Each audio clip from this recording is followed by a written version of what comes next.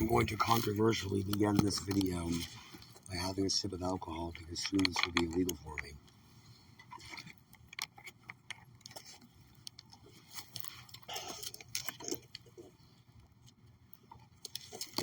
After having been on bail conditions for primarily a false charge, I found it conveniently surprising that consumption of alcohol was never one of my banned things. Typically, with any charge, they ban alcohol since statistically, those who commit crimes are low income, and statistically, those who are low income probably drink alcohol, and they love to make low income lives more inconvenient.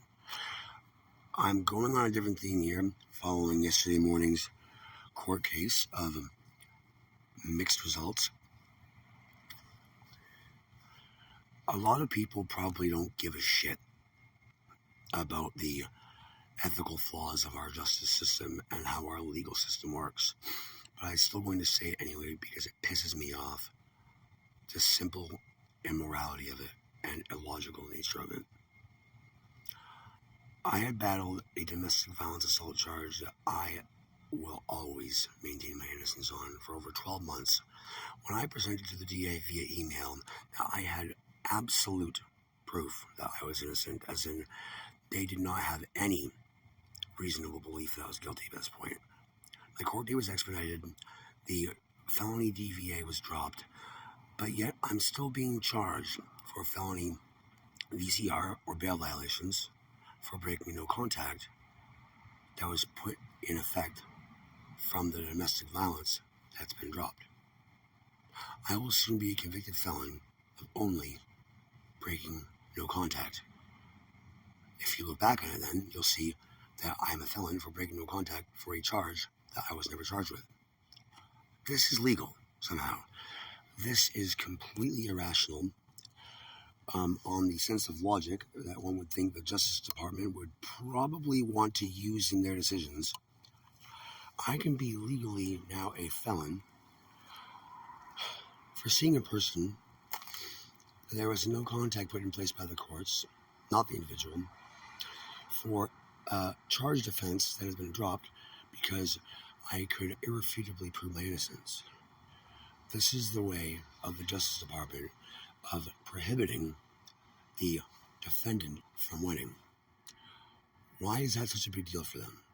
Because if the district attorney have proven to have falsely accused somebody and lost, that affects their credibility. And honestly, I think the citizens would care? Maybe those few that actually vote, but more or less I think it just impacts their ego. Somebody can't become district attorney because they're humble, compassionate, and a caring person, maybe to their fucking spoiled grandkids. But the fact of the matter is that they have to use a certain amount of cold-heartedness or lack of compassion, sociopathy, if you will, to properly use logic to treat a defendant not as a person, but as a subject. Now, if one is afraid of having their ego hurt, that's an awful lot of self-emotion for somebody who's supposed to have no emotion about destroying a low-income person's life. I battled for 12 months on this case. My lawyer was very hesitant to take it to jury trial. Mind you, as court cases progressed on, slowly but surely, they kept giving me deals that were slightly less ridiculous as the one before. But I'm a bit stubborn when it comes to my moral values. And regardless of any opposition or consequences, I will never, ever attribute guilt to myself for something that I know I'm innocent of. I am not afraid to admit my faults, my flaws, and the bad things I've done in my life. I'm not afraid to admit things that other people seem as wrong that I don't really see violate my moral values. For example, I see the philosophy of Robin Hood as a morally just thing. Anyway, my point is that once they saw that they were a losing battle, they dropped the one charge that they knew they'd lose because somehow through a legal loophole, they could charge me with the repercussive charges I got from that now exempt charge. You'd think that by cutting the head off a snake, you'd kill the followers, right? Should I really be guilty of violating no contact that should never have existed in the first place? I've been doing some research, and apparently there was a Supreme Court case in April of 2022 where basically, there a precedent was made where the Supreme Court said that yes, because of this decision, a citizen suing a municipal police department can be a potential outcome in the future. I've been reviewing my evidence, and I even spoke to my court-appointed lawyer, and apparently I have some pretty damning evidence and reasons to win a lawsuit against one particular officer of the Augusta, Maine Police Department. If I was not wearing this brand new sweatshirt I got yesterday, very few people would have ever randomly guessed that I am LGBT. I am a demisexual, bisexual, with an absolute now preference only towards males. Sorry, emotionally, I do not connect with females on a romantic or intimate level. Anyway, every arrest I had in this case in the city of Augusta was by one particular officer. This one particular officer sought me out with the intent of finding me with Matthew, the person with whom I had no contact with, who we still saw each other a lot. We had to hide our LGBT romance because it was illegal, because we were accused of doing things that never happened. Now, I'm only 34, but this rings a bell as to some really serious political homophobia that occurred in this country a long time ago. And I take it as proof that I was singled out for this.